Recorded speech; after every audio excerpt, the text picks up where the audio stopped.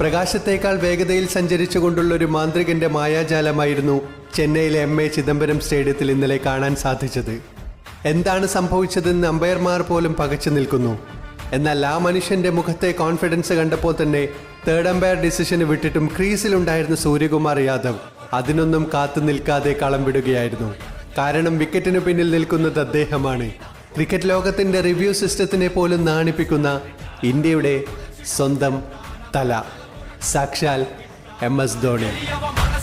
0.12 seconds ആണ് ആ സ്റ്റംപിങ്ങിന്റെ വേഗത എന്നാണ് സ്റ്റാർ സ്പോർട്സ് Xൽ കുറിച്ചത്. അതെ, വേഗതയുടെ ഉത്സവം തന്നെയാണ്. ലൈറ്റ്സും പാട്ടും വെടിക്കെട്ടുകളും ഒക്കെയായി IPL ക്രിക്കറ്റ് പൂരത്തിന് കൊടിയേറിയിരിക്കുന്നു. കോഹ്ലിയും സഞ്ജുവും ധോണിയുമൊക്കെ പതിവ് ശൈലിയിൽ കളി തുടങ്ങിയിരിക്കുന്നു. 17ാമത്തെ IPL കിരീടം ആര് തൂക്കും? 5 തവണകളിലായി കൊണ്ടുപോകുന്ന ചെന്നൈയോ മുംബൈയോ കൊണ്ടുപോയി ഒരു പടി മുന്നിൽ കയറുമോ? IPL തുടങ്ങിയ 2008 അടിച്ചു പിന്നീട് ഒരിക്കലും കപ്പ് കാണാതിരുന്ന രാജസ്ഥാൻ കൊണ്ടുപോകുമോ?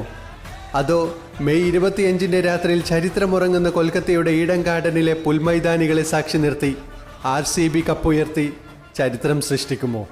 കാത്തിരിക്കാം. टाइगर का हुक्म.